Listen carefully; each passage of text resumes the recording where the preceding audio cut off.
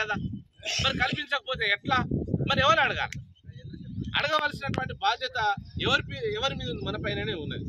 ఊర్లల్లో ఇప్పుడు ఏమైందంటే కనీసం సంవత్సరానికి 100 రోజుల పని కల్పిస్తామని అన్నారు. ఆ ఇంట్లో 4 ఉన్నారు అనుకో, ఒక్కొక్కరికి 25 రోజుల పని కూడా రాదు.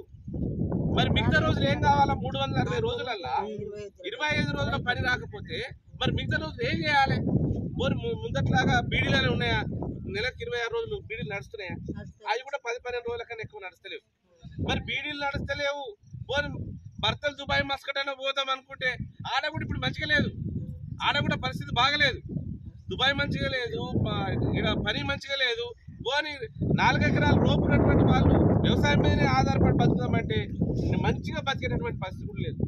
మొత్తం పెట్టుబడులు పోవంగా, దేని పోవంగా, పిల్లల చదువులకు, మన ఆరోగ్యాలకు బతికేటటువంటి పరిస్థితి కూడా లేదు. 4-5 ఎకరాలు లోపున్నటువంటి రైతుల, చిన్న రైతుల కుటుంబాలకు సంబంధించి మరి దేశంలో కైకిలు చేసేటోళ్ళే 16 కోట్ల మంది ఉన్నారు. ఈ దేశంలో 16 కోట్ల మంది ఉన్నారు.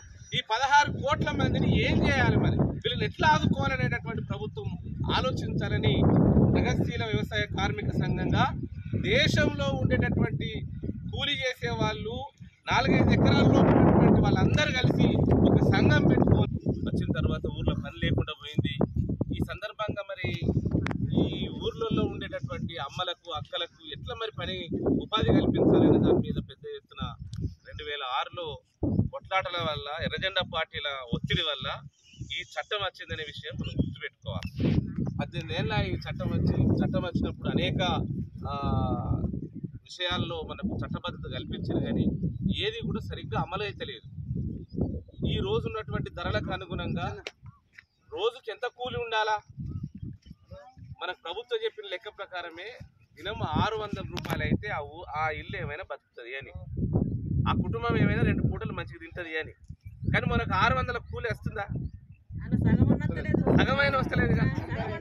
ఇప్పుడు 18 ఏళ్ల కింద రేట్లు ఎట్లుండే, ఇవాళ కూడా అదే రేట్లు ఉంటే మనం ఏమైనా బతకగలుగుతామా?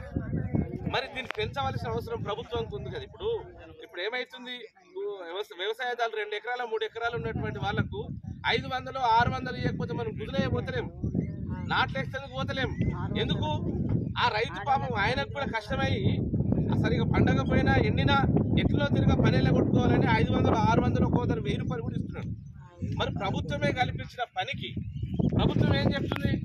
రోజుకు 600 రూపాయల కన్నా ఆదాయం తక్కువ వస్తే వాళ్ళు గరీబ్ గాలే, వాళ్ళు బిచ్చగా